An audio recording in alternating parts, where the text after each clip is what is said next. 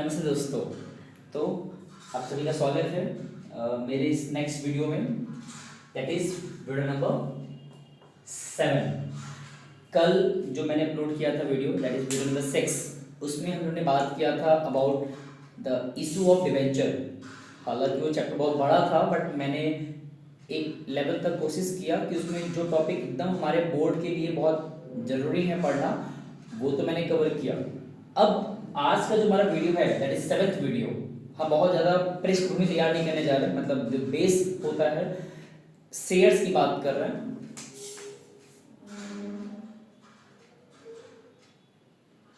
हम इस पे ज़्यादा बेस इसकी बात नहीं करेंगे, बिकॉज वो ऑलरेडी मैंने वीडियो नंबर 5 जो कि लास्ट ईयर ही मैंने अपलोड किया था, उसमें प्रॉपरली है, बेसिक से लेके मैंने एक सवाल तक लगवाया था। तो हम उम्मीद करेंगे कि इस वीडियो को देखने से पहले एक बार वीडियो नंबर 5 जो था शेयर्स पे, जिसमें मैंने पूरा बेसिक बताया था, परचेज कंसिडरेशन बताया था, शेयर्स के एंट्रीज बताए थे, एंड सबसे इंपॉर्टेंट एक प्रॉपर फुल फ्लेश्ड क्वेश्चन बताया था, तो वो देखने के बाद इस लेक्चर में आना है। अब हम लोग आज क्या पढ़ने वाले हैं शेयर्स में, जो मैंने कल लिखा था कि ये जो हमारा वीडियो होगा, ये हमारा शेयर्स की वीडियो का पार्ट नंबर 2 होगा। जो 5th वीडियो था उसको मैंने पार्ट नंबर 1 कह दिया था, ठीक है।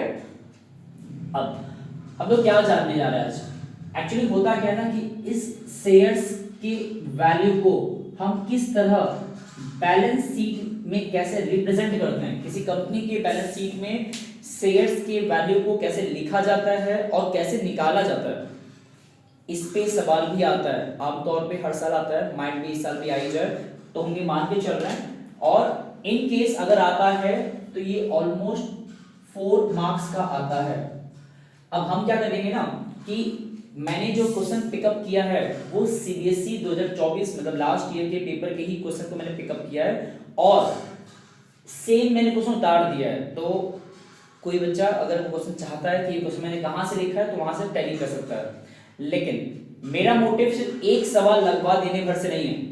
हम क्या करेंगे, इसी एक सवाल में जितने भी पॉसिबिलिटीज और वेरिएशंस किए जा सकते हैं, मतलब एग्जाम में जो जो चेंजेस करके सवाल दिया जा सकता है, हम यहाँ पे कोशिश करेंगे इसी एक क्वेश्चन से वो सारे पॉसिबिलिटीज को कवर करेंगे। जैसे यहाँ लिखा है हर शेयर व फॉरफिटेड, तो यहाँ तो शेयर फॉरफिट लिख रहा है, बहुत बार क्या होता है नहीं लिखा होता है, सिर्फ जितना ऊपर बातें लिखा है उतना रहता है। तब क्या करते हैं, फॉरफिट लिख दिया है तब क्या करते हैं, यहाँ पे री इशू नहीं है, अगर री इशू भी रहा होता तो क्या करते हैं। तो एक तरह से जो भी हमारे पास पॉसिबिलिटीज है इस एक क्वेश्चन के थ्रू उस पर डिस्कस करेंगे, ठीक है।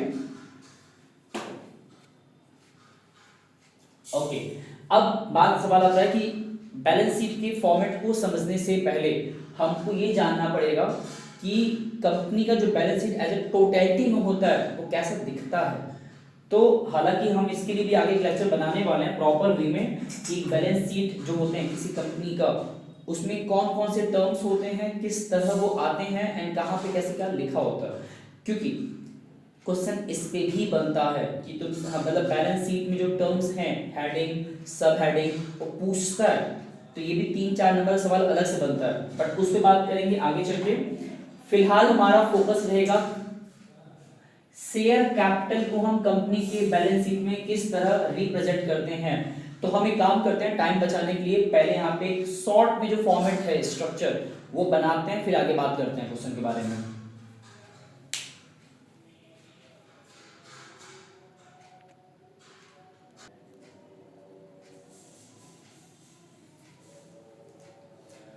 ओके, तो जैसा कि आप देख सकते हैं मैंने बहुत छोटा सा फॉर्मेट जितना हमारे काम का है फिलहाल इतना मैंने बनाया है। अब यहाँ बात समझने का ये है ना कि जब भी ये सवाल एग्जाम में आएगा about the companies balance sheet make करना है, बनाना है on the amount of share capital, कि शेयर कैपिटल जो फर्म का होता है उसको लेकर अगर हमें बनाना है बैलेंस शीट में, उसका इंफॉर्मेशन शो कराना है, तो कैसे करते हैं। अब मेन चीज यहाँ पे है ना, हमें सवाल इस तरह दिया रहता है। मैंने क्या किया, इस क्वेश्चन को ब्रेक डाउन करके 1 2 3 4 5 मैंने 5 पॉइंट में उसको ब्रेक डाउन कर दिया। वो पर्टिकुलर एक पैराग्राफ में लिखा होता है, तो जिनके पास ये पेपर होगा जैसे इस तरह आप देख सकते हैं, तो ये प्रॉपर सवाल ऐसे लिखा हुआ है, ठीक है, ये सवाल ना, हाँ, रोनित लिमिटेड। तो अब सवाल यहाँ पे है ना कि क्वेश्चन जब इस तरह देगा तो ये ध्यान देने की बात है कि इसमें एंडिंग में लिखा होता है कि prepare the amount of share capital in the companies balance sheet, या शो कराना है amount of share capital in the companies balance sheet with proper note लिखा रहता है। तो यहाँ पे ध्यान देना है कंपनी के बैलेंस शीट में शेयर कैपिटल कहाँ पे आता है। जैसे कल का जो लेक्चर था, उसमें लास्ट मेरा वीडियो था कि हम डिबेंचर के अमाउंट को कैसे शो कराते हैं अपने बैलेंस शीट में। तो याद होगा मैंने लिखा था इक्विटी लायबिलिटी के अंडर में क्या था हमारा, नॉन करेंट लायबिलिटी, उसके अंडर में लॉन्ग टर्म प्रोविजन, उसके अंडर में आता है हमारा डिबेंचर एंड बैंक लोन। उसी तरह शेयर कैपिटल का जो पोजीशन है कहां पे आता है हमारा, ये इक्विटी एंड लायबिलिटी,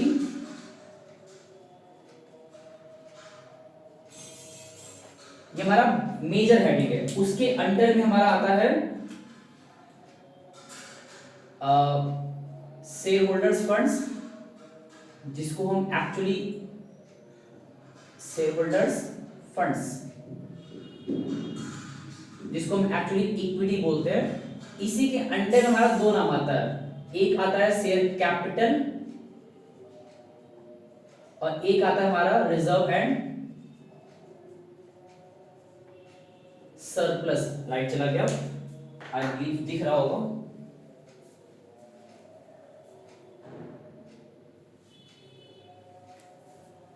ओके, तो यहाँ पे मेन चीज क्या है ना, हमें ये जो शेयर कैपिटल का वैल्यू है, ये वैल्यू पता लगाना है कितना होगा, बाकी हमको रिजर्व सरप्लस के वैल्यू निकालना नहीं है।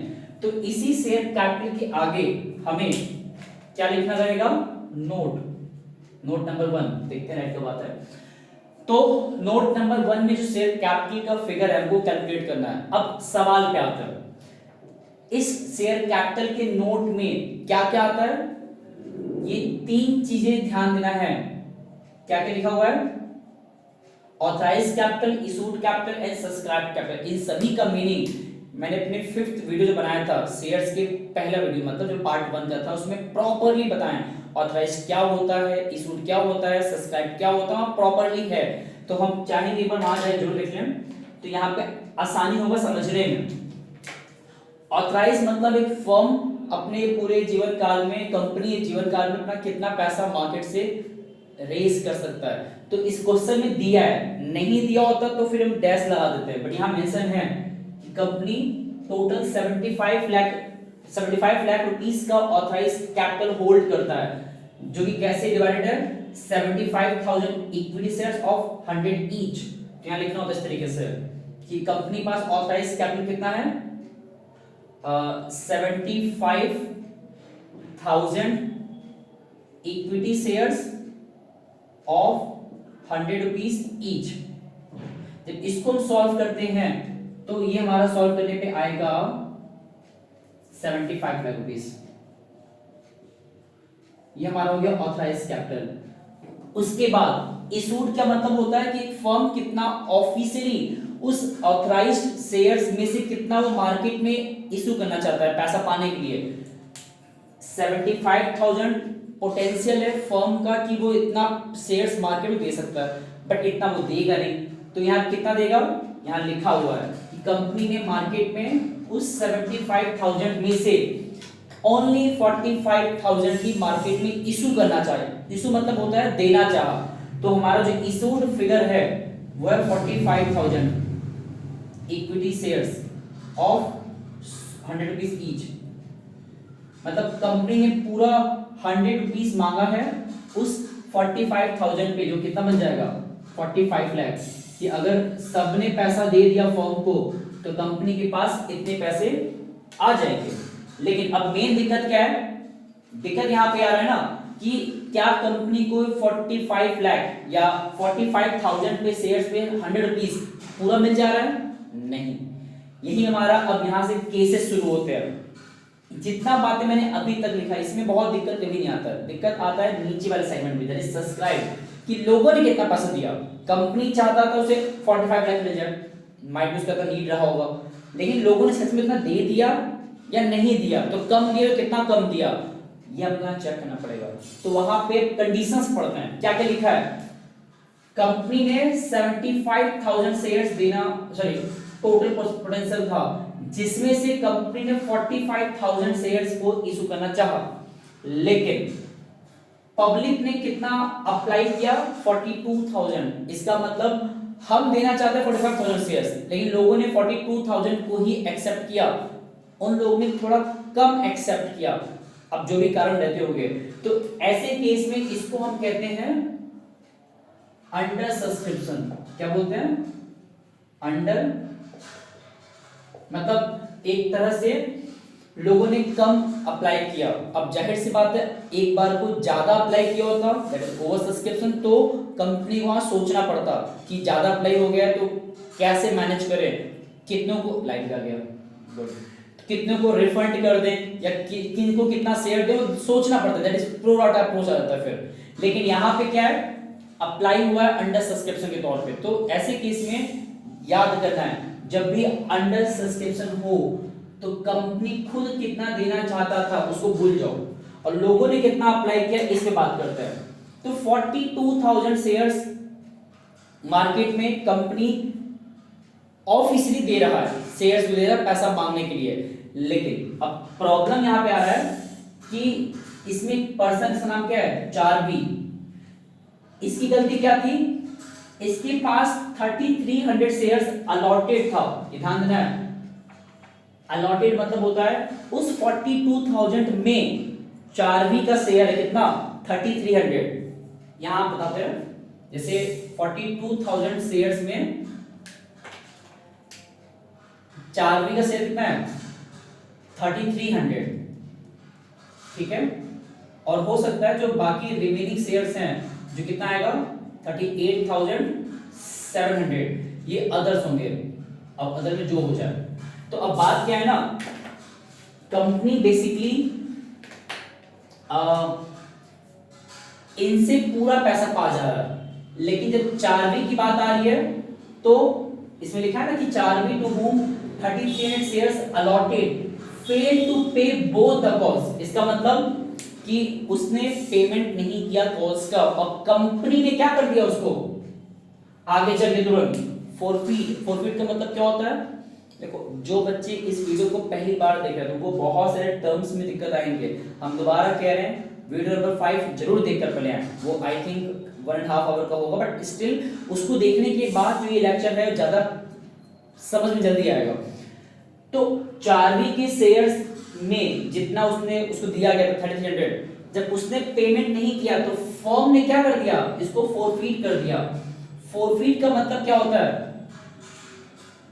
कि फर्म ने चार्वी से शेयर्स वापस ले लिए। अब जब वापस ले लिए तो इसका इंपैक्ट क्या होगा, इसका इंपैक्ट ये होगा कि मार्केट में जो शेयर्स है घट जाएगा। तो यहां पे इस वाले केस में ध्यान देने की बात क्या है कि ऑफिशियली मार्केट में कितना शेयर है फर्म का, ऑफिशियली मार्केट में कितना शेयर है फर्म का। तो यहां पे दो होते हैं, subscribe and fully paid up, subscribe and non fully paid up. Charvi जो है वो नॉट फुली पेड अप में आती थी, लेकिन जस्ट बिकॉज फॉरफीट हो गया है तो इसको अभी हटा देते हैं, क्योंकि अब तो ऐसा कोई पर्सन रहा नहीं मार्केट में जो पैसा नहीं दे रहा हो, क्योंकि चार्वी ने नहीं दिया ठीक है, बट उसको फॉरफीट भी कर दिया गया। तो एक तरह से अगर हम चार्वी को फॉर टाइम भी हटा दें अब उस 42,000 में से, तो जो रिमेनिंग ये लोग थे इन लोगों ने पैसा दे दिया फॉर्म को बिना किसी दिक्कत के। तो यहाँ पे आउट ऑफ 42,000 चार्वी के शेयर्स को रिमूव करने के बाद हमारे पास जो शेयर्स है that is 38,700 shares equity shares, इन लोग से हमको 100 रुपीज ईच रिसीव हुआ है, जो कितना आएगा 38,70,000 आएगा, ठीक। अब यहां पे ध्यान देने की बात है कि अगर हमने 42,000 में से इतने का तो बात कर लिया, चार्वी के शेयर्स को अगर फॉरफीट किए हैं, तो जो लोग मेरा लास्ट वीडियो पढ़े होंगे देखे होंगे याद होगा कि जब हम किसी शेयर्स को फॉरफीट करते हैं तो फॉरफीट करते वक्त हम कुछ अर्न नहीं करते हैं, और वो जो अर्निंग होता है उसको भी नाम बोलते हैं। वो नाम क्या होता है? Share forfeiture. क्या होता है? Share forfeiture. तो फॉरफीट करने के बाद वो शेयर्स तो वापस आ गया फर्म के पास। जितना शेयर्स ऑफिशियली मार्केट में है वो यहां पर लिख दिया कि 38,700 इतना शेयर्स लोगों के पास सब्सक्राइब है, मतलब उनके पास मौजूद है। तो इतने शेयर्स पे कंपनी को पूरा पैसा मिल भी गया। लेकिन अब जो शेयर्स पे कंपनी पैसा नहीं पाया था बोथ कॉल्स का और फर्म उसको फॉरफीट कर दिया, ऐसे केस में जो भी फर्म को अर्निंग हुआ है उस फॉरफिटेड शेयर्स पे ध्यान देना है, उसको यहां मुझे ऐड करना होता है। जो भी हमने अर्न किया है शेयर फॉरफीचर के नाम पे, after forfeiture of 4Vs 3300 shares, इस 4V के शेयर्स को फॉरफीट करने के दौरान जो फर्म ने अर्निंग किया वो यहां पे ऐड करना होता है, क्योंकि अभी ये री इशूड नहीं हुआ है। री इशूड हो गया होता तो यहां पे ऐड नहीं करते हैं, तब ये जाता कैपिटल रिजर्व में। बट जस्ट बिकॉज अभी फॉरफीट के बाद री इशू नहीं था क्वेश्चन में, तो उस फॉरफीट के ऊपर जितना फर्म ने अर्न किया होगा उस अमाउंट को यहां पे हमें ऐड करना है। अब सवाल कितना अमाउंट, तो याद रखना है, हिंट के तौर पर बता रहे हैं, हिंट के तौर पे जितना उसने एक्चुअली पे किया है, जितना उसका नंबर ऑफ शेयर था इनटू जितना उसने पेड किया है, amount of face value of shares actually paid. Forfeit होने के पहले जितना 4V ने पे किया था वही एक्चुअली फर्म का, कंपनी का इनकम बन जाता है, जिसको हम शेयर फॉरफीचर नाम से कहते हैं। और वही यहां मुझे ऐड करना होता है। दोबारा रिपीट कर रहा है, फॉरफीट के बाद री इशू नहीं कहा है, इसी वजह से यहां पे हम ऐड कर रहे हैं। और ऐड भी कितना करना है? जितना फर्म ने अर्न किया है फॉरफीट करके। अब कितना अर्न किया कैसे जानेंगे? जितना शेयर, कितना शेयर था 4V का 3300, और जितना उसने फेस वैल्यू का अमाउंट पे किया था, कितना नहीं किया तो उसकी बात नहीं कर रहा हूं, जितना उसने पे किया रहा होगा वो यहां लिखना है। तो ये देखना है, एक शेयर 100 रुपए का था और वो 100 रुपए का शेयर इस तरह बटा हुआ था, 30 का एप्लीकेशन, 30 का अलॉटमेंट, 25 का first call and balance final call. तो 30 30 60, 25 हो गया 85, ये आएगा 15। तो मतलब वो जो रेट है फेस वैल्यू में कितना उसने दिया और कितना नहीं दिया पहले जान लेते हैं। तो ये देखना, उसने सिर्फ बोथ कॉल पे नहीं किया ना, मतलब उसने ये पे नहीं किया, ये पे नहीं किया, तो उसने कम से कम ये दोनों पे किया है। एप्लीकेशन अलॉटमेंट दैट इज 30 कितना होता है 60, तो उसने 60 रुपीज तो दिया था। तो मैंने क्या कहा था, फॉरफीचर में वो अमाउंट जाएगा जितना फर्म ने अर्न किया था फॉरफीट टाइम पे, ठीक है। शेयर फॉरफीचर में वही अमाउंट जाएगा जो फर्म ने अर्न किया था। नंबर ऑफ शेयर पे जितना उसने पे किया है वही होता है फर्म का इनकम फॉरफीट के टाइम की। शॉर्ट, ये एक तरह से शॉर्टकट है निकालने का जो टाइम बचाता है। अब जब दोनों मल्टीप्लाई करेंगे ये कितना आएगा 3300 इंटू 60, ये हमारा आएगा 819। दोनों को ऐड करना है और इन दोनों को ऐड करने पे कितना आएगा 8000 6 1 कैरी 040, कितना आया 40,68,000। ये एक्चुअली फर्म का इनकम आया। क्या आया? फर्म का इनकम, जो कि उसने ऑफिशियली सब्सक्रिप्शन करके शेयर्स के थ्रू पैसा पाया। मतलब शेयर्स के थ्रू फर्म इतना पैसा पाया। ध्यान देने की बात क्या है, फर्म इतने शेयर पे इतना पैसा पाना चाहता था, लेकिन थोड़ा कम सब्सक्राइब हुआ तो कोई बात नहीं, जितना सब्सक्राइब हो उतने से कमाया जाए। लेकिन प्रॉब्लम क्या हो गया, उतने में भी एक पर्सन 4V ने पैसा देने से मना कर दिया था, तो उसको रिमूव कर देते हैं बिकॉज उसने फॉरफीट कहा था। अब जो बच गए इनसे जितना पैसा मिला वो तो लिख दिया मैंने, और जो फोरफिट किया गया हमने इससे जितना अर्न कर लिया फोरफिट करने के टाइम पे, वो अर्निंग अमाउंट इस तरह मैंने निकाला है, हिंट लिखा हुआ है, वो भी यहाँ पे ऐड करना होता है। और जो आता है that is our capital, share capital amount, that is 40,68,000। ये हमारा केस 1 था।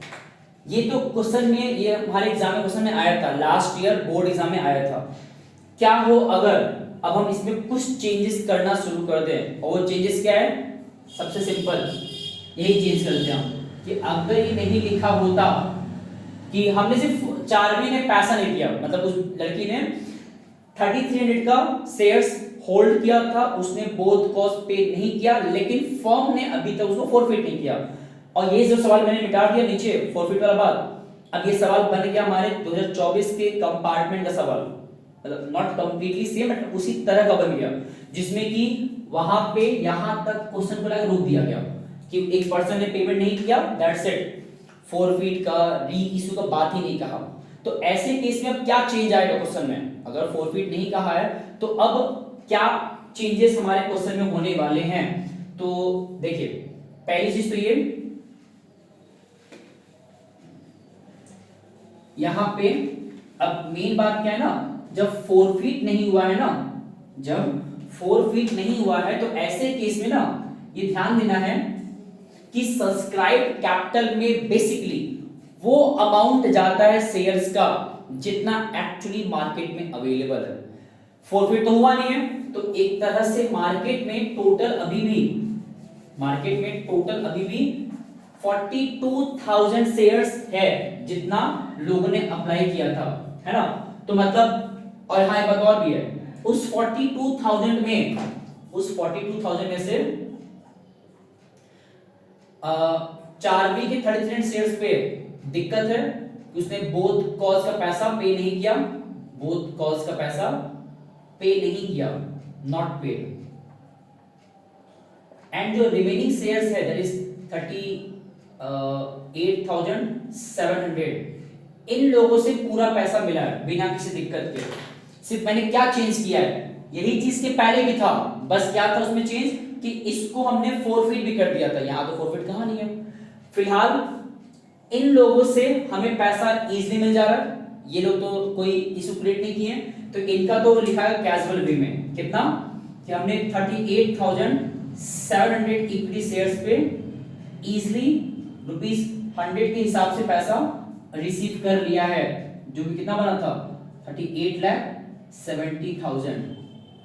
अब ये तो था subscribe and fully paid up. इस बार ये भी फॉरफिट तो हुई नहीं है, 4वीं के नंबर ऑफ शेयर्स की बात कर रहे हैं, फॉरफिट नहीं हुआ है, तो ये इसका जो फिगर्स है अमाउंट से कहां लिखाएगा, तो यहां पे जो इसका अमाउंट है वो ऐसे लिखाएगा, subscribe and not fully paid up. Not fully paid up मतलब क्या होता है कि अभी इस सेगमेंट में हम उन शेयर्स की बात करेंगे जिनसे कि अभी पूरा पैसा नहीं मिला है, फॉरफिट भी नहीं किए हैं और पैसा मिला भी नहीं है।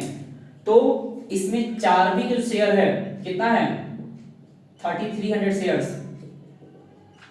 इनसे फर्म ने 100 रुपए के हिसाब से पैसा मांगा होगा, तो 3300 शेयर्स के हिसाब से 100 रुपए अकॉर्डिंग जो अमाउंट बनेगा कितना बनेगा, मल्टीप्लाई करना है सिर्फ, इनटू कर लें तो आएगा 3340, मतलब 3,30,000। लेकिन क्या 4वीं ने अपने पूरे 3300 शेयर्स पे 100 रुपए के हिसाब से इतना रुपए दे दिया? नहीं, उसने बोथ कॉल्स का पैसा नहीं दिया, और बोथ कॉल्स का जो रेट है कितना था 25 और 15 कितना होता है 40, तो 4वीं ने 40 रुपीस नहीं दिया है अपने हिस्से का, तो जो पैसा उसने पे नहीं किया और स्टिल अभी प्रॉफिट नहीं हुई है, तो जो उसने पे नहीं किया उसके लिए यहाँ पे एक नया टर्म आएगा, उसको हम बोलते हैं कॉल्स इन एरियर। क्या बोलते हैं? Calls in arrear. एरियर मतलब होता है कि अभी उस 3300 शेयर्स पे 40 रुपीज, मतलब बोथ कॉल्स के रेट की बात कर रहे हैं, वो अभी ड्यू है। ड्यू मतलब ये देना बाकी है उसको, जो कितना बनेगा, और ये प्लस गलती लिखा गया, माइनस हो गई है, उसने नहीं दिया है मतलब माइनस करना होगा, तो कितना आएगा ये 000 2 1 कैरी 3 तो 1,32,000 इतना पैसा हमको नहीं मिला। तो 4वीं की वजह से ऑफिशियली फर्म इतने में से इतना नहीं पाया, तो कितना पाया है फिर माइनस कर लेते हैं। ये आएगा 8,000, देन आफ्टर 32 में से 13 गया तो आएगा हमारा 1,98,000। मतलब 4वीं ने कम से कम 3300 में इतना देना चाहिए था, उसने इतना नहीं दिया, तो फर्म को इतना उससे मिला है फिलहाल। तो ये जो ऊपर का अमाउंट था वो हमको फर्म को इनसे मिल गया, कंपनी को। ये जो 1,98,000 है वो मिल गया 4वीं से। दोनों को ऐड कर लेते हैं, ये कितना आएगा 796, 1 कैरी 04, 4,68,000। देख सकते हैं सेम आया। यहां पे समझना ये था कि किस तरह ही सॉल्व हो रहा है। कैलकुलेशन बहुत ध्यान देना है, एंड एडिशन से ये ना एक बार चेक कर लेते हैं 6 1 कैरी। ठीक है ओके। तो मेन चीज क्या है ना, इस वाले में जब फोरफीट नहीं कहा तो हमने इस तरह सॉल्व कर दिया। बस फर्क इतना है कि हमने इस बार अलग से दिखा दिया।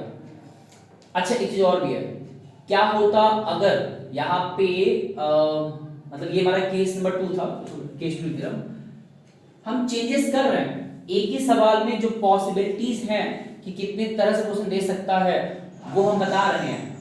यहाँ पे हो सकता है री इशू भी कह सकता था, हालांकि मैंने फोरफीट मिटा दिया है, बट कोई नहीं। अब एक काम करते हैं, इसको लेते हैं केस 3। और जो केस 3 में पॉसिबिलिटीज हैं कि 3300 4वीं का शेयर फर्म को पैसा नहीं मिला बोथ कॉल्स का, फर्म ने उसको फोरफीट कर दिया, और फोरफीट करने के बाद फर्म ने टोटल शेयर्स री इशू भी कर दिया। अब अगर री इशू कर दिया, और इशू कैसे कर दिया, टोटल मतलब फर्म ने ऑल 33 शेयर्स री इशू कर दिया एट 10 एट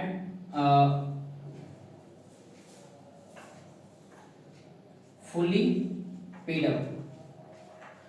मतलब कि फर्म ने ऑफिशियली एक तो पहले उसने पैसा नहीं दिया, ठीक, फिर फर्म ने उसको फोरफीट किया और री इशू भी कर दिया। अब ऐसे केस में अब क्या चेंज होगा, ये हमारा केस 3 है।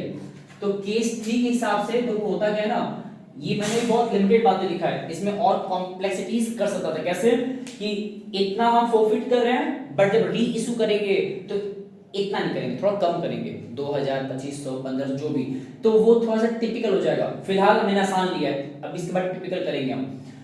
तो अब यहाँ पे सवाल क्या आता है कि अगर हमने फोरफीट किया और देन आफ्टर री इशू भी कर दिया, तो अब क्या चेंजेस होने वाला है अपने आंसर्स में। केस नंबर 3 की बात कर रहे हो, एक ही सवाल में इतने चेंजेस क्यों हो पा रहे हैं, क्योंकि एग्जाम में ना क्वेश्चन बहुत अलग नहीं आता है, सिर्फ हमको वैरायटी दे देता है। अब इसमें मैंने क्या जोड़ दिया, सिर्फ एक तो फोरफीट, और पहले तो एक कॉज एरियर, फिर फोरफीट एंड देन आफ्टर री इशू। तो इन सारे को अगर सम अप करना है तो कैसे करें। ये ध्यान देने की बात है कि ऑफिशियली मार्केट में शेयर्स है कितना, 75,000 शेयर्स फर्म दे सकता था, उसने देना चाहा 45,000, इशू कोई दिक्कत नहीं है। लोगों ने अप्लाई किया ओनली 42,000, तो भी कोई दिक्कत नहीं है, फर्म ने चलो ठीक है, जितना लोगों ने एक्सेप्ट किया फर्म भी उसको एक्सेप्ट कर ले रहा है, ठीक। लेकिन अब हो ये रहा है कि इसमें से 3300 शेयर्स पे 4वीं ने क्या किया, पैसा देने से मना कर दिया, और बाकी जो लोग थे 38,700, इन लोगों ने कोई दिक्कत क्रिएट नहीं किया, इन सब ने पैसा दिया था। तो ऑफिशियली इनसे फर्म को दिक्कत नहीं हुआ, दिक्कत इससे हुआ। तो फर्म ने क्या किया, 4वीं को फोरफीट कर दिया। अब आफ्टर फोरफीट ये शेयर्स जो है ये फर्म के पास वापस आ गया, तो फर्म ने क्या किया, यही शेयर्स वापस से री इशू किया।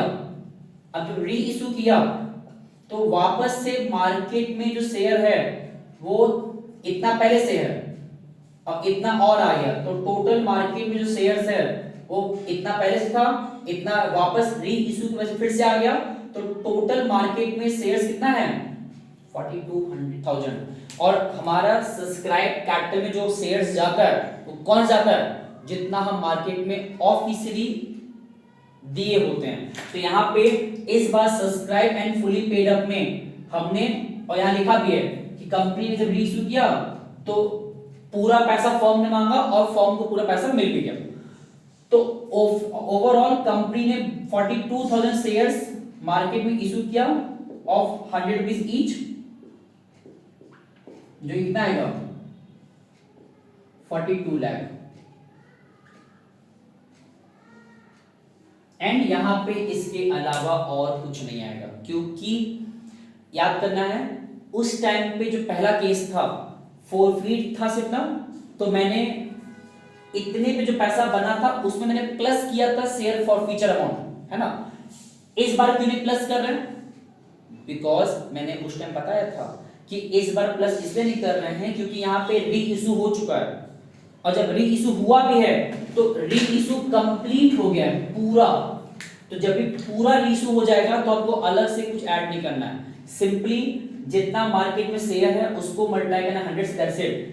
अब यहाँ पे हमको प्रॉफिट लॉस जो भी हुआ होता है उसको अलग से हम उसका कैलकुलेशन करते हैं, बट यहाँ पे हमारा एक जनरल था, एक आखिरी, that is case number 4। Case number 4 जो लास्ट है उसमें क्या है, देखो ये बैलेंस शीट में बहुत से वैरायटीज हैं, बताने को तो हम और डीप जा सकते हैं लेकिन वो थोड़ा सा कॉम्प्लिकेट हो जाएगा, बिकॉज सब कुछ मिक्सअप हो जाएगा तो फिर वो माइंड में चीजें बैठेगा नहीं। लेकिन जो मैंने इनसे बताया केस वाइज करके, रुक रुक कर पॉज करके उसको लिख लिख कर पढ़ना है, अदरवाइज सब मिक्सअप हो जाएगा। हम बार बार सवाल लिख नहीं रहे, एक ही सवाल के थ्रू अपना पूरे जो भी केस हैं डिस्कस कर ले रहे हैं। ये ध्यान देना है सिर्फ कि हर केस में क्या सिचुएशंस था। एक तरफ अगर हम यहां मैंने फॉरफिट एंड रीइशू कह दिया था ना, हमारा पहला केस कैसा था, हमारा पहला केस था सिर्फ इतना था कि पैसा नहीं दे रही है चार भी, उसको फॉरफिट कर देना है, ठीक। और ऐसे केस में ये हमारा केस 1 था, तो मैंने क्या किया था, जितने से पैसा मिल रहा है वो अमाउंट 4 रुपए से जितना नहीं मिला उसको फॉरफिट कर दिए थे हम। तो जितना उससे मिला था उसको हम बोलते हैं शेयर फॉर फ्यूचर अमाउंट, उसको मैंने ऐड कर दिया, हमारा आंसर आ गया था। फिर अगर फॉरफिट भी गायब कर दें तो ऐसे केस में हम दोनों को लिखते हैं, जितना पैसा मिला फुली पेड अप, जितना नहीं मिला दोनों को अलग अलग सॉल्व करके ऐड करते हैं। क्या वो अगर ये कंप्लीट भी नहीं रहा होता, ये हमारा लास्ट केस है, केस नंबर 4, कि मतलब कंपनी ने 45,000 शेयर्स इशू करना चाहा, लोगों ने अप्लाई किया 42,000, अब इसका बनाना बैलेंस शीट, यहां पे चेंज करें ना, ये होगा 42 लाख। तो अब ऐसे केस में ये तो और आसान हो गया, और आई थिंक किसी एक साल में क्वेश्चन पूछा हुआ था कि मतलब सिर्फ अगर इतना इंफॉर्मेशन रहे कि कंपनी ने इतना इशू करना चाहा, लोगों ने इतना अप्लाई किया, खत्म, इसके बाद कुछ नहीं कह रहा है कि भाई कोई पर्सन डिफॉल्टर हो गया, ये वो कुछ कह नहीं रहा। ऐसे केस में सिंपली जितना मार्केट में शेयर जा रहा है दैट इज 42,000, सिंपली उसी को कहते हैं subscribe and fully paid up, because यहाँ पे कोई शेयर होल्डर अब ऐसा नहीं जो पेमेंट ना कर रहा हो, सब पेमेंट कर रहा है, तो सिंपली उनका अमाउंट लेकर सॉल्व कर देंगे। तो अब देख सकते हैं जो भी केस 3 था और जो मैंने भी केस 4 बताया, दोनों का डायग्राम एक ही, मतलब फॉर्मेट, इंफॉर्मेशन, वैल्यू सब बराबर है, लेकिन कंडीशन अलग था, क्वेश्चन को लिखने का तरीका अलग था। तो ये चारों केस बुक में अच्छे से दिया हुआ है, इसको जरूर देखना है। एंड अच्छी बात क्या है ना, मार्क्स मिलता है स्टेप मार्किंग। ये जो मैंने इसमें छेड़छाड़ नहीं किया, ऑथराइज्ड में, इशूड में, ये सब लिखना होता है, कंपल्सरी है, और फॉर्मेट में कुछ भी चेंजेस नहीं करना है, जो जिस प्रकार हम लिख रहे हैं वैसे ही लिखना है। तो हर एक जगह मार्क्स मिलता है, ये फॉर्मेट अलग है, ये फॉर्मेट अलग है। और मेन हमारा जो कैलकुलेशन का पार्ट है वो ये होता है सब्सक्राइब वाला, इस पे ध्यान देना होता है। ये हम लास्ट ईयर जो मैंने बनाया था वीडियो 5, उसमें मैंने बैलेंस शीट का ये अप्रोच नहीं ऐड कर पाए थे, टाइम नहीं था, लेकिन आज हो गया। अब इसके अपार्ट हम एक सवाल और लेंगे शेयर्स का, जो कि बड़ा वाला सवाल है 6 मार्क्स का, ये 4 मार्क्स का था। लास्ट ईयर जो मैंने पिकअप किया सवाल वो प्रीमियम पे था, एंड एक नॉर्मल प्रो राटा अप्रोच था, over subscription plus pro rata and premium. इस बार हम एक सवाल और लेंगे उसी टाइप का, जो कि पैराग्राफ बेस्ड होता है, जिसमें कि कुछ ऐसे सिचुएशंस आ जाते हैं जो कि एग्जाम में आ जाता है, और कोइंसिडेंटली 2024 में वो सवाल आया था, पीवाईक्यू में भी आया था, कंपार्टमेंट में भी आया था, और हमारे बुक में जिनके पास जो भी किताब होगा, अगर हम बात करें टेबल का, तो उसमें जो क्वेश्चन 70 के बाद के हैं, 70 के बाद वाले, उस पैटर्न का, उस वैरायटी का सवाल एग्जाम में आ गया था। तो हम उस टेबल का, उस लेवल का सवाल अब डिस्कस करने जा रहे हैं। तो इसको देखिए और फिर रब करने जा रहे हैं।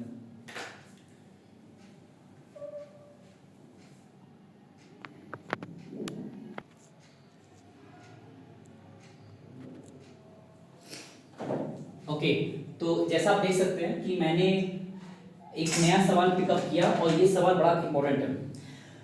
लास्ट ईयर भी मैंने उस पर्टिकुलर जो 5th वीडियो था उसमें मैंने इसी टाइप का सवाल लगवाया था। और क्या वो, अगर हम ये कहें कि जो मैंने सवाल लगवाया था सब कुछ सेम है, सिर्फ एक वर्ड का फर्क है, और वही वर्ड इस क्वेश्चन को नया बना देता है। और वर्ड क्या है देखिए आप, ये मैंने पता बेसिकली किया क्या है, क्वेश्चन का जो हिस्सा लिखा है शॉर्ट में, क्वेश्चन मैंने कहां से पिकअप किया है, 2024 का जो कंपार्टमेंट पेपर था, कंपार्टमेंट का, वहां से पिकअप किया है। इनफैक्ट 2024 का जो पेपर था प्रीवियस ईयर का, वहां पे भी जो और सवाल 6 मार्क्स इस टाइप का दिया था वो भी इसी कैटेगरी का है, बस फर्क इतना मैंने सवाल यहां से पिकअप कर लिया। तो देखते हैं इसमें नया क्या आ रहा है। इसमें हमें पहले दिया क्या क्या है, डायमंड लिमिटेड ने इशू करना चाहा 20,000 शेयर्स। सवाल पहले समझ लेते हैं। तो 20,000 शेयर्स हमने इशू करना चाहा, जिसका कि फेस वैल्यू कितना है, 10 रुपीस ईच। वो 10 रुपीस किस प्रकार मांगा जा रहा है, एप्लीकेशन भी 4, अलॉटमेंट भी 4, फर्स्ट एंड फाइनल कॉल एक साथ है। क्वेश्चन लिखा था बैलेंस, तो बैलेंस निकाल लेते हैं। आउट ऑफ 10 4 यहां 4 यहां, तो कॉस्ट पे कितना आएगा, 2 रुपीस आएगा। ठीक है, अब बात क्या है, कंपनी ने 20,000 देना चाहा, लोगों ने अप्लाई कर दिया 45,000। तो ये कौन सा केस हुआ, इसको हम कहेंगे ओवर सब्सक्रिप्शन, कि लोगों ने अधिक अप्लाई कर दिया। अब ऐसे केस में जब भी ओवर सब्सक्रिप्शन होता है तो कंपनी को उसको रीएडजस्ट करना होता है, मतलब बिकॉज कंपनी जितना देना चाहता है उतना ही देता है, बढ़ा कर नहीं दे सकता, बिकॉज कंपनी को नीड है 20,000 शेयर्स पैसे का, तो वो क्यों 45,000 शेयर्स मार्केट में रख दे पैसा पाने के लिए। ज्यादा पैसा हो जाएगा तो ओवर कैपिटलाइजेशन हो जाएगा, तो मिसयूज बढ़ेगा, वेस्टेज होगा, जो भी। तो इसीलिए कंपनी तो 20,000 ही देगा, बट अब जो एक्स्ट्रा शेयर्स पे पैसा आ गया है, क्योंकि लोगों ने अप्लाई किया 45,000 शेयर्स के लिए, मतलब उन लोगों ने पैसा जो दिया है एप्लीकेशन के टाइम पे, लोगों ने वो पैसा दिया है 45,000 शेयर्स पे, और कंपनी उनको देगा सिर्फ 20,000 शेयर्स। तो जो एक्स्ट्रा 25,000 शेयर्स हैं उनका क्या होगा, तो उसको यहां पे एडजस्ट किया गया है एज पर प्रो राटा, मतलब हमने उसको क्या किया है, उसको हमने एडजस्ट किया है, कॉम्प्रेस्ड कह सकते हैं कि मतलब फॉर एग्जांपल होता नहीं है कि कहीं पे चीजें कम होती हैं, तो हम मान लो 5 मांगने गए थे, उसने कहा भाई 5 नहीं देने वाले, 3 ही देंगे, तो उसने 2 कम कर दिया। अब वो 2 अपने मन से कम नहीं किया, उसकी मजबूरी है, और हम भी क्या कहते हैं, चलो ठीक है, मैंने 5 का पैसा दिया आपको, आप मुझे 3 दे रहे हो, तो जो 2 का पैसा मैंने आपको दे दिया है वो मुझे रिटर्न कर दो, या तो रिटर्न कर दो, या फ्यूचर में अगर दोबारा आते हैं तो वहां पैसा वो एडजस्ट कर देना। तो इस टाइप के एडजस्टमेंट कॉन्सेप्ट को हम बोलते हैं प्रो राटा। अब हो क्या रहा है, ये जो मैंने लिखा है एडजस्टमेंट, ये क्वेश्चन में लिखा होता है, मैंने अपने मन से कुछ नहीं लिखा है।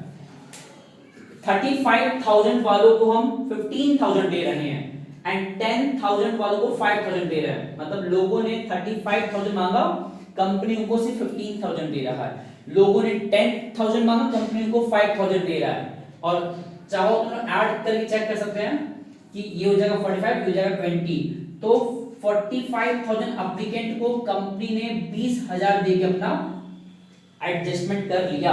अब हो ये रहा है कि जो भी हमें एक्स्ट्रा पैसा मिला होगा, क्वेश्चन में लिखा है कि हमको उसको एडजस्ट करना है, आगे जो भी पैसा हमें एक्स्ट्रा मिला है एप्लीकेशन के टाइम पे, वो हमें एडजस्ट करना है अलॉटमेंट में, और अगर लिख दिया है कि कॉस्ट में भी एडजस्ट कर सकते हैं तो करना पड़ता है। बहुत बार नहीं लिखा होता है, तो नहीं लिखा होता है तो आमतौर पे वो अलॉटमेंट तक ही रह जाता है। रेयर केस में नहीं लिखा है, स्टिल पैसा एक्स्ट्रा है तो रिफंड होता है, बट यहाँ पे कॉल अगर लिखा है तो मुझे चेक करना होता है कि क्या सच में इतना पैसा एक्स्ट्रा मिल गया है कि वो अलॉटमेंट में एडजस्ट तो हो रहा है, स्टिल पैसा बच जा रहा है। तो चेक करना होता है कि क्या वो सच में कॉस्ट पे जाएगा क्या, तो भी दिखाएंगे हम कैसे जाएगा। तो ये लिखा है जो पैसा एक्स्ट्रा मिला मुझे एडजस्ट करना है। अब इसी बीच में एक पर्सन है जिसका नाम क्या है, अमर, जो कि एप्लीकेंट था इस कैटेगरी का। कौन सी कैटेगरी का, फर्स्ट कैटेगरी का। मतलब इस 35,000 के अंडर में एक पर्सन था अमर, जिसको कि 500 शेयर अलॉट किया गया था। कितना अलॉट किया गया था, 500।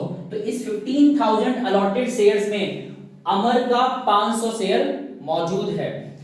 इसी गलती क्या थी, इसने पैसा नहीं दिया, फेल टू पे the first and final call. ये जो तीसरा पैसा है 2 रुपीस का, फर्स्ट एंड फाइनल कॉल, उसने उस पैसा नहीं दिया। और फर्म ने क्या किया, उसको फॉरफिट कर दिया और फिर री इशू भी कर दिया, खत्म। तो ये तुम्हारा बेसिक सवाल है, क्वेश्चन है। एग्जाम में क्वेश्चन इसी तरह लिखा होता है। इसके एंट्रीज हमें याद होना चाहिए, किस तरह एंट्री बनता है। 3 स्टेज है, application, allotment, first and final call. बहुत बार ये अलग होता है, तो 4 स्टेज रहता है, application, allotment, first call and final call. But यहाँ पे 2 मिक्सअप हो गए तो हमारा एंट्रीज तो कम हो जाएंगे, ताकि सवाल 6 मार्क्स का लगे। एंट्रीज लास्ट वीडियो मैंने जो बनाया था शेयर्स का, वहां प्रॉपरली बताया है, मतलब याद भी कराया था, समझाया भी था, फिर क्वेश्चन भी लगवाया था। तो वहां से देखने के बाद जब यहाँ पे आया जाएगा तो वो एंट्रीज कैसे बनेगा, उसमें कोई दिक्कत तो होगा नहीं।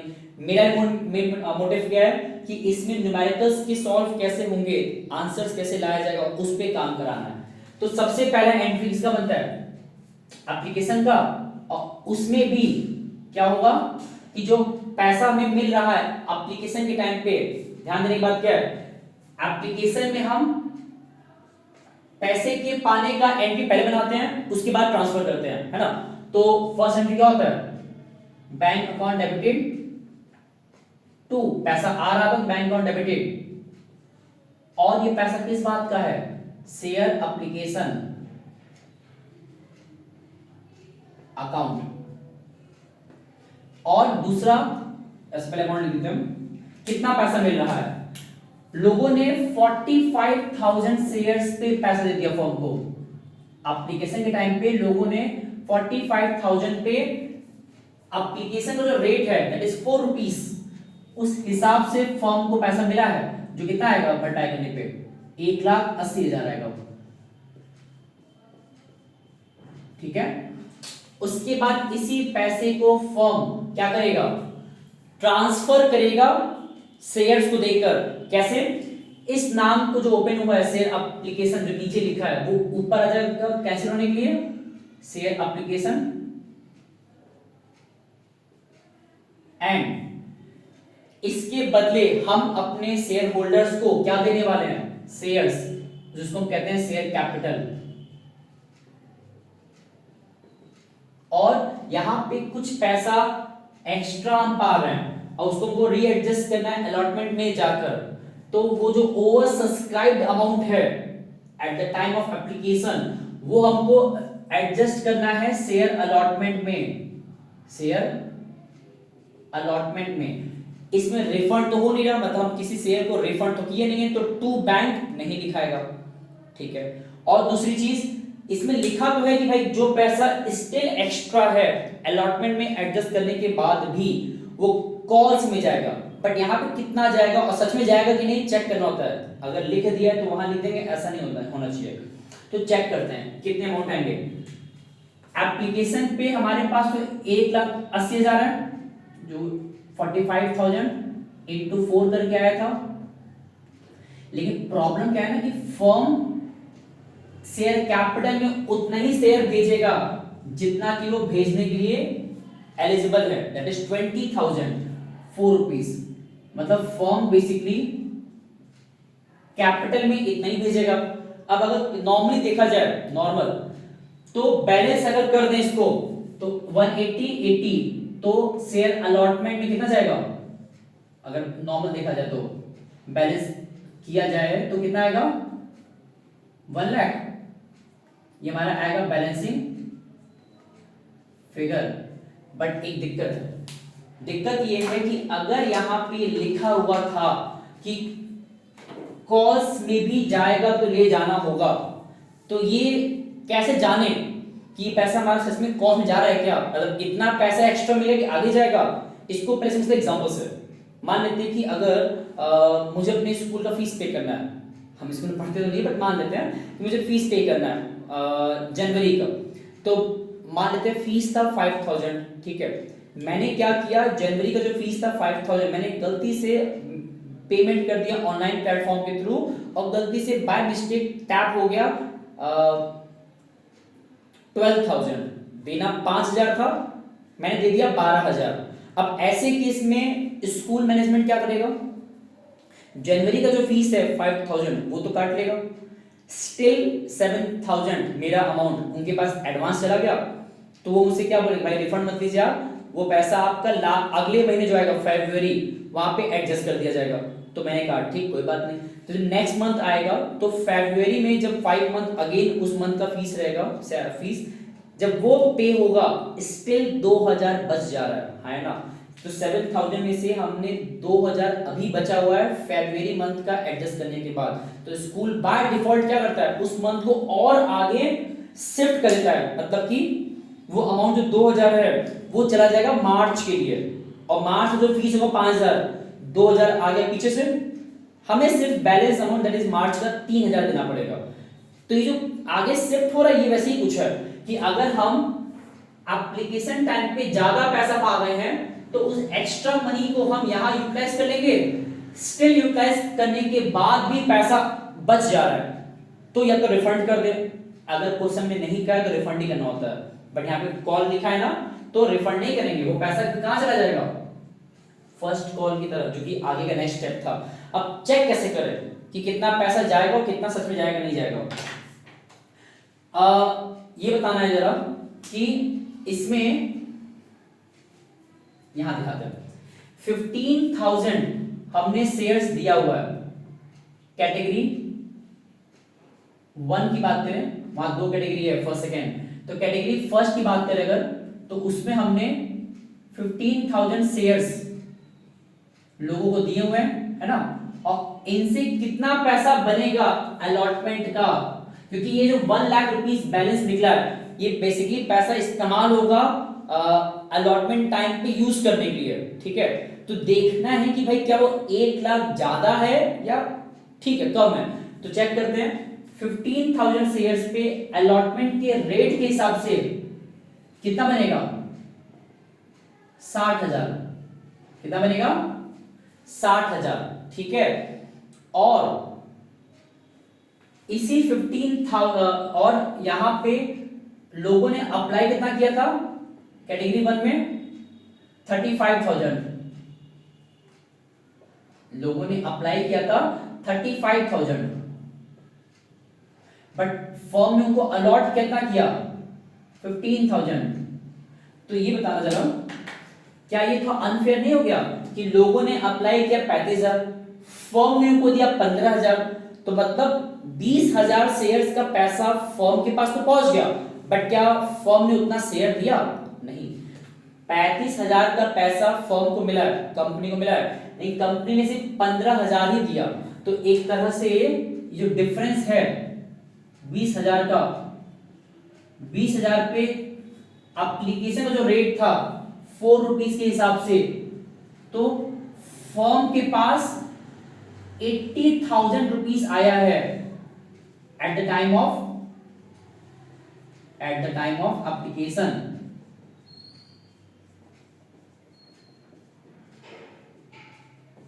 मतलब एप्लीकेशन के टाइम पे फर्म के पास 80,000 रुपीज मिला है, और ये कैसा रुपीज है, एडवांस रुपीज है, एडवांस रुपीज है जो कि यूज होगा कहां पे, to be used at allotment, कि अलॉटमेंट के टाइम पे वो 80,000 इस्तेमाल किया जाएगा। बट बात क्या है ना, उसी 15,000 पे अलॉटमेंट के टाइम पे जो अमाउंट यूज करना है, अलॉटमेंट के टाइम पे जो अमाउंट ड्यू है वो तो सिर्फ 60,000 है। मतलब कंपनी को बेसिकली 15,000 शेयर्स, हम बात करें कैटेगरी 1 का, तो कैटेगरी 1 में 15,000 पे जो पैसा अमाउंट बनेगा अलॉटमेंट का वो बनेगा 60,000 एज पर रेट के हिसाब से। लेकिन कंपनी के पास जो पैसा एक्स्ट्रा मिला हुआ है एप्लीकेशन के टाइम पे जो कि वो यूज करने वाला था अलॉटमेंट के टाइम पे, कंफ्यूज हो रहा है, एक बार बोल देता हूं कि कंपनी को 15,000 पे इतना रुपीस चाहिए अलॉटमेंट के रेट के हिसाब से, अलॉटमेंट के अमाउंट का, लेकिन कंपनी ने उन कैटेगरी 1 वालों से एक्स्ट्रा जो पैसा अर्न किया है, ये जो 20,000 शेयर है ये एक्स्ट्रा है कि फर्म ने इतने शेयर्स दिया नहीं बट इतने शेयर्स पे फर्म को जो एप्लीकेशन के टाइम पे पैसा तो मिल गया, और कितना मिल गया 80,000, और फर्म ने उनको प्रॉमिस किया, किनको प्रॉमिस किया, फर्म ने इनको प्रॉमिस किया, उन 15,000 वालों को प्रॉमिस किया कि ठीक है आपको हम अभी 15,000 दे रहे हैं लेकिन प्रॉमिस, लेकिन जो भी आपसे हमको एक्स्ट्रा पैसा मिलेगा, तो आपने तो पैसा लिया 35,000 रुपए, आपको शेयर दिया 15,000, तो जो आपसे 80,000 फर्म को एक्स्ट्रा मिला है पैसा, तो फर्म ने प्रॉमिस किया कि ये 80,000 हम यूटिलाइज कर लेंगे, आपको जब आपसे मांगा जाएगा अलॉटमेंट के पैसा उस 15,000 पे जो कि इतना आ रहा है 60,000, उस 15,000 पे जो अमाउंट आएगा अलॉटमेंट का, अलॉटमेंट टाइम पे 60,000, ये 80,000 उस टाइम पे यूज कर लिया जाएगा। अब कंपैरिजन करना है, हमारे पास एडवांस कितना है 80,000, हमें कितना अलॉटमेंट में ड्यू कराना है सिर्फ 60,000, तो हमारे पास यहां पे एक्सेस मनी 20,000 का मिल गया at the time of allotment, at the time of application, कि एप्लीकेशन के टाइम पे, एप्लीकेशन के टाइम पे फर्म के पास 20,000 रुपीज एक्स्ट्रा है, क्योंकि चाहिए था 60,000 15,000 शेयर्स पे अलॉटमेंट के नाम पे, लेकिन फर्म के पास 80,000 रुपए है, तो 20,000 ज्यादा है ना, तो वो 20,000 कहां चला जाएगा, वो 20,000 चला जाएगा कॉल्स पे, तो यहां पे हमने स्पेस तो छोड़ा ही नहीं है, कोई बात नहीं, यहां पे एक नाम आएगा, अब स्पेस कैसे बनाएं, यहां पे आएगा टू कॉल्स इन एडवांस, कि फर्म के पास एक्चुअली 20,000 रुपए का एडवांस है, 20,000 रुपए का एडवांस रुपया है, कितना है 20,000 का, और जो बैलेंस अमाउंट है अब वो हमारा कहां जाएगा अलॉटमेंट पे, जो कितना था 80,000।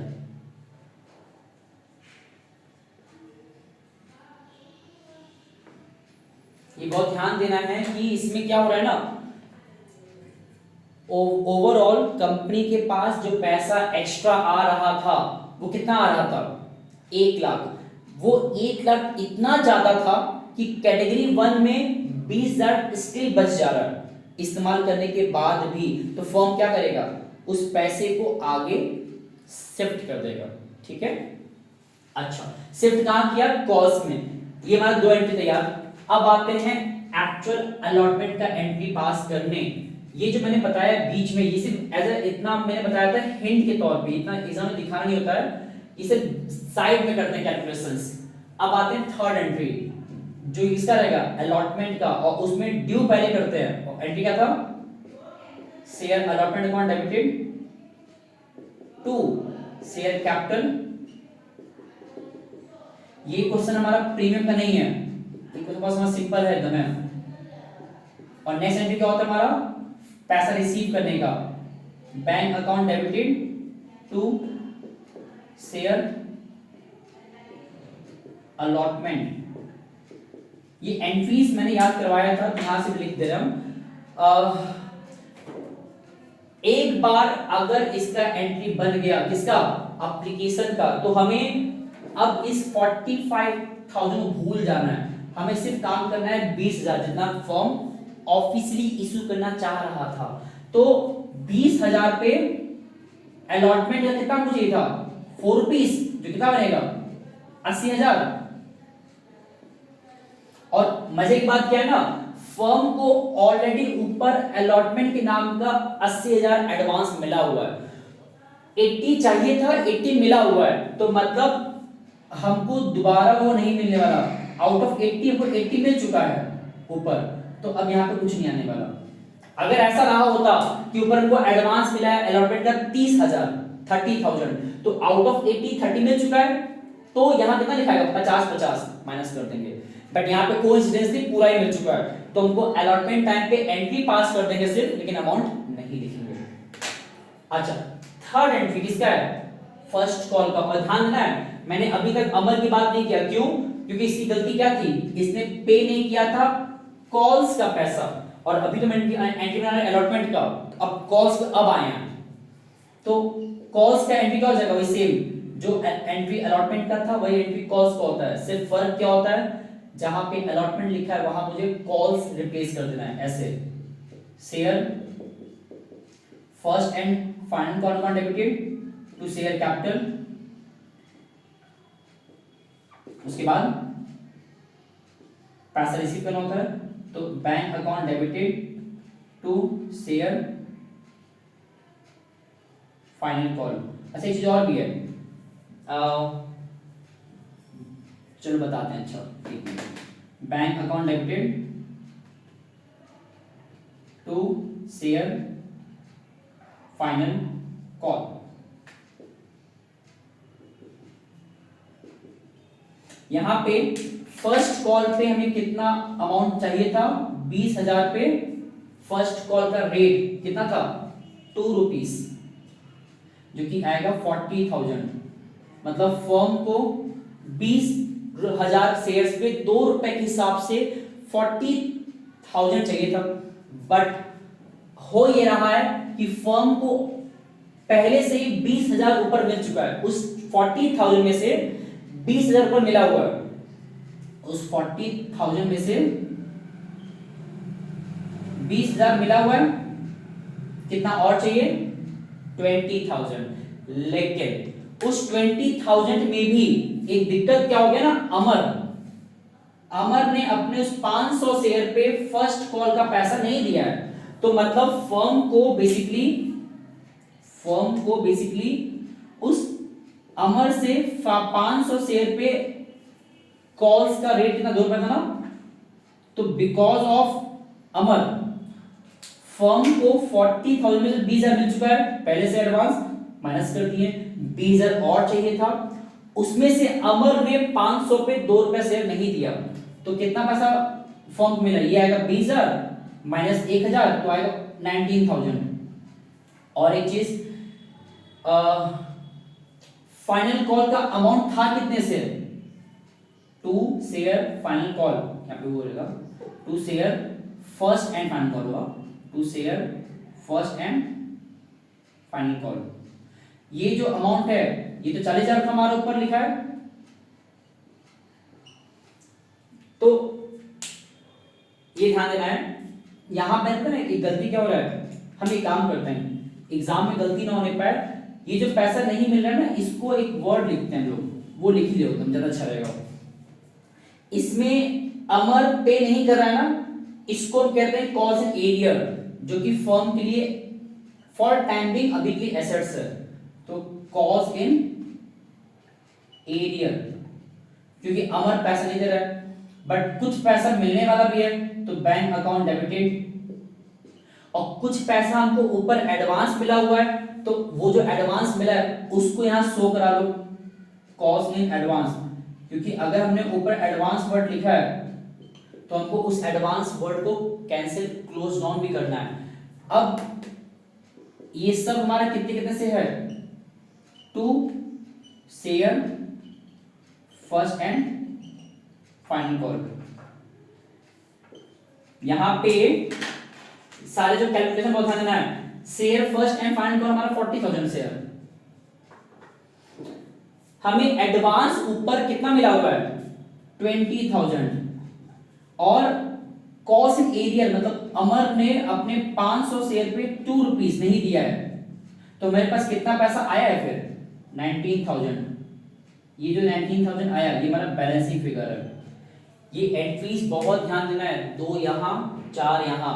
अभी तक तो मैंने सिर्फ एंट्री पास किया है बेसिकली एप्लीकेशन का, अलॉटमेंट का, फर्स्ट कॉल का। अब आता है सेकंड लास्ट एंट्री, वो कौन सा है, फोरफीट का। क्वेश्चन में लिखा था ना कि अमर के शेयर्स को फोरफीट कर देना है, तो जो फोरफीट का एंट्री होता है वो क्या होता है, जब भी हम फोरफीट करते हैं तो हमारे पास शेयर्स वापस आ जाता है। जब भी शेयर देते हैं तो नीचे लिखाता है, और जब शेयर वापस लेंगे, फोरफीट का मतलब वापस ले लेना, तो शेयर ऊपर लिखा है डेबिट में, तो शेयर कैपिटल अमाउंट डेबिटेड,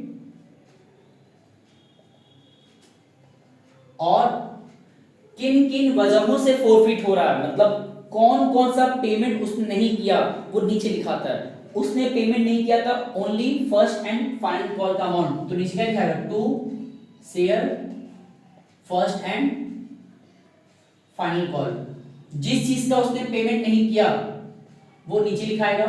और बाकी ये ध्यान देना है कि इसमें फोरफीट के टाइम पे हमेशा बैलेंस आता है, और उस बैलेंस को नाम क्या देते हैं, share for future amount, share for future amount. अब इन सब का अमाउंट कैसे लिखाएगा, जितना हम फोरफीट कर रहे हैं दैट इज 500 शेयर, और जितना कॉल्ड अप है, कॉल्ड अप का मतलब क्या होता है, फोरफीट के टाइम पे फर्म ने अमर से फेस वैल्यू का कितना अमाउंट मांगा, तो फर्म ने तो उसको पूरा 10 रुपीस देने का कोशिश किया कि भाई दे देना चाहिए, तो उसको नहीं दिया, उसके बाद फोरफीट हो रहा है। तो जो कॉल्ड अप है वो पूरा 10 रुपीस है, जो कितना आएगा 5000। फर्स्ट कॉल का उसने पेमेंट नहीं किया था, कितना 500 पे 2 रुपया, ये लिखा था 1000 पे नहीं किया था।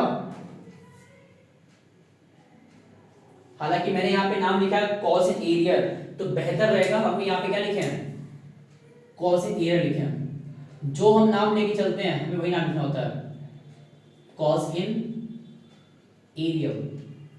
और जो बैलेंस आएगा 5000 1000, तो कितना बैलेंस हमारा आएगा 4000, ये हमारा आ गया फॉर फ्यूचर, मतलब फर्म ने अर्न किया 4000 रुपीस अमर के शेयर्स को फोरफीट करके। फिर क्वेश्चन में लिखा था उसको री इशू भी कर रहे हैं, बट री इशू कितने में कर रहे हैं, 2 per share as per fully paid up. इसका मतलब हम री इशू कर रहे हैं 2 रुपया में, फुली पेड अप मतलब मांगे पूरा 10 रुपीस। फुली पेड अप मतलब होता है कि फर्म ने पूरा 10 रुपीस मांगा, लेकिन उसको मिला कितना 2 रुपीस, तो 8 रुपए का 10 रुपीस मांगा या गया 2 रुपए मिल रहा है, दैट मींस 8 रुपीस का फर्म ने क्या दे दिया, डिस्काउंट। और अगर हम री इशू कर रहे हैं तो हमारे पास उस मोमेंट पे पैसा आता है, और जब भी पैसा फर्म के पास आता है तो बैंक ऊपर लिखाएगा बैंक अकाउंट डेबिटेड, और यहां पे हम लॉस या डिस्काउंट दे रहे हैं, है ना। और डिस्काउंट जो देते हैं उसके लिए पैसा कहां से आता है, पैसा आता है बेसिकली हमारे उसी फोरफीचर अमाउंट से जो हमने ऊपर अर्न किया होता है। तो जब भी लॉस होता है तो लॉस लिखा था डेबिट में, एक्सपेंस है इसीलिए, और लॉस जितने का भी होगा उसके जो फंडिंग आएगा वो आएगा share for future share, and 2 हम दे क्या रहे हैं, फिर से शेयर दे रहा है। और याद करना क्या है, जब जब शेयर देते हैं तो शेयर नीचे लिखाता है, जब शेयर वापस मांगते हैं फोरफीट टाइम पे वो ऊपर लिखाता है। अब यहां पे अमाउंट कैसा आएगा, हम अपने उस 500 हमने लिखा ना पूरा शेयर फोरफीट हो रहा है, रिलीज हो रहा है ऑल 500 शेयर्स, तो उस 500 शेयर्स पे हमको मिला है 2 रुपीस जो कि आएगा 1000। उस 500 शेयर्स पे फुल्ली पेड अप मतलब हमने मांगा 10 रुपीस, मिला 2 रुपीस, तो 8 रुपीस का 8 हमें क्या हो रहा है लॉस, एंड हमने शेयर दिया है 500 पे 10 रुपीस के वर्डिट का। फुल्ली पेड अप मतलब हमारे पास जो शेयर जा रहा है वो जा रहा है पूरा 10 रुपए का, दैट इज आएगा 5000, पैसा हमारे पास कम आ रहा है। लेकिन अब इस बात को याद रखना है कि जब भी हम फोरफीट करते हैं, री इशू करते हैं, तो एक लास्ट एंट्री हमेशा बाय डिफॉल्ट बनता है, और वो लास्ट एंट्री है क्या, जो भी हमारा फॉरफीचर का अमाउंट होता है उसको हमें ट्रांसफर करना होता है कैपिटल रिजर्व में। उसका एंट्री क्या होता है, share forfeiture account debited to capital reserve. ये तो एंट्री हुआ, इसका कैलकुलेशन कैसे करेंगे, हमने 500 शेयर्स को फॉरफिट करके कितना अर्न किया है फॉरफीचर में? 500 शेयर को फॉरफिट करके हमने अर्न किया था कितना? 4000 रुपीस, है ना? तो अगर हम री इशू के उतना ही शेयर किए हैं और री इशू के टाइम पे लॉस हुआ है 400 रुपए का, तो उस लॉस को माइनस करना होता है, लॉस ऑन री इशू। लॉस हमें 4000 का हुआ है, बहुत बार लॉस थोड़ा कम हो सकता था, यहाँ तो पूरा 4000 हुआ है, माइट भी लॉस 3000 का हो, 2000 जितना भी होगा, उस लॉस को माइनस करने पे जो आता है, यहाँ तो इत्तेफाक नहीं ला रहा है, मतलब कोई इंसिडेंस नहीं ला रहा है, कुछ और भी आ सकता था, ठीक है? यहाँ पे नील आया है तो इसमें कोई अमाउंट ट्रांसफर नहीं होगा। इन केस अगर डिस्काउंट का अमाउंट अलग होता तो हमारा यहाँ पे अमाउंट कुछ आया होता, और जो भी आता वो यहाँ लिखे होते हैं। ये हमारा एक बहुत इंपॉर्टेंट क्वेश्चन था, बिकॉज इसमें जो मेरा नया चीज था वो यही था कि इन केस एक्स्ट्रा पैसा मिलता है जो अलॉटमेंट में भी एडजस्ट करने के बाद भी बच जा रहा है, तो उसको हमको आगे कॉल्स ले जाना होता है। बाकी जितना नीचे का है ये हम डिस्कस ऑलरेडी किए थे लास्ट वीडियो में भी। शेयर्स का 3-4 सवाल बहुत ध्यान देना है। पहला सवाल इस टाइप का 6 मार्क्स का आता है, पूरा पैराग्राफ जिसमें इतना कंटेंट एक साथ कंपाइल्ड रहता है, जिसमें हमारा part wise application allotment cost रहता है, प्लस ओवर सब्सक्रिप्शन मोस्ट रहता है, over subscription, then after cost in arrear रहता है, मतलब किसी ने पैसा नहीं दिया, देन आफ्टर हमको फॉरफिट करना होता है, फिर री इशू भी करना होता है, एंड कैपिटल रिजर्व ट्रांसफर करना होता है। इतना कुछ एक में रहता है। इसके अपार्ट बैलेंस शीट जो मैंने डिस्कस भी कुछ देर पहले किया, वो जितने भी केसेस बताए, केसेस कुछ भी एग्जाम में आ सकता है, तो एटलीस्ट फॉर्मेट प्लस एक बेसिक आइडिया कैसे लगता है वो पता होना चाहिए। देन आफ्टर मोस्ट इंपॉर्टेंट जो मैंने कल डिस्कस किया डिबेंचर में भी, दैट इज परचेज कंसिडरेशन, वो भी 100% एग्जाम में आता है, इस पे ध्यान देना है। तो शेयर्स का, डिबेंचर का जितना डिस्कस मैंने कल किया, आज किए, और जो लास्ट वीडियो में मैंने किया था लास्ट ईयर 5th वीडियो में, एक बच्चा इतना भी ढंग से पढ़ लेगा ना तो 24 मार्क्स का जो ये पूरा बुक कवर करता है, सेकंड बुक कंपनी, बहुत हद तक एग्जाम में वो क्वेश्चंस को फेस करने के एलिजिबल रहेगा। तो इट्स माय रिक्वेस्ट, इन सारे क्वेश्चंस को बहुत ढंग से देखना है, कुछ भी छोड़ना नहीं है। एंड दोबारा कह रहे हैं जिन बच्चों को लग रहा है कि थोड़ा और सवाल लगवाइए, तो हम पूरी कोशिश करेंगे कि अभी आने वाले कुछ दिनों बाद मेरे पास अगर टाइम मैनेज कर पाएंगे हम, तो एक एक चैप्टर के और सवाल लगवाएंगे, पर्टिकुलर वीडियो बना के सेपरेटली। फिर भी जिनको और भी चाहिए मटेरियल इस पूरे टॉपिक्स को लेकर, तो हम उम्मीद करते हैं वो मुझसे कांटेक्ट कर लें मेरे इस नंबर पे। और बेहतर रहेगा, हम उम्मीद करेंगे एक चीज़ और को लेके कि जितने भी तुम लोग के फ्रेंड्स होंगे मतलब 12th में,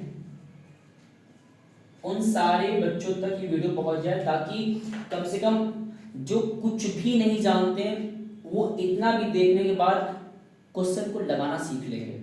तो शेयर्स, डिबेंचर्स ढंग से देखना है। हम लोग अब जब नेक्स्ट टाइम मिलेंगे तो जो मेरा वीडियो नंबर 7 था, ये 8 जो मैंने लिखा था, if I am not wrong, तो आई थिंक वो डिजोल्यूशन पे था, हम देख लेंगे जो मैंने कल लिखा था, तो उसी क्रम में चलेगा। और चीज़ों को लिख कर पढ़ना है, बिकॉज देखने में बहुत सिंपल लगता है, बट जब खुद से लगाना होता है वो भी एग्जाम के प्रेशर के टाइम पे नहीं हो पाता है। तो थोड़ा सा एफर्ट लगाना है, और जहाँ भी दिक्कत है बेहिचक पूछना है, ये कांटेक्ट नंबर है ही। एंड ध्यान देना है कि जितना हो पाए लिख कर पढ़ना है, सिर्फ देखने से काम नहीं चलेगा। मुझे पता है कि बहुत जगह सोर्सेस हैं पढ़ाई करने के, बट ये सब तो आउटसाइड है ना, हम कितना सेल्फ पढ़े ध्यान देना होता है। तो सवाल लगाना है। मैंने क्वेश्चन जो भी सेलेक्ट किया है सारे क्वेश्चन बोर्ड के थे जो एग्जाम में आए हुए थे, तो इसी तरह क्वेश्चन लगाना है। एंड जो भी मेरे पास मटेरियल है वो हम सब दे देंगे जो बच्चा कांटेक्ट करेगा। बाकी इसको अपने दोस्तों शेयर करिए, एंड मिलते हैं नेक्स्ट वीडियो में। तो थैंक यू सो मच, इसको ध्यान से उतार लीजिएगा। बाकी नेक्स्ट क्लास में दोबारा बात करते हैं। धन्यवाद।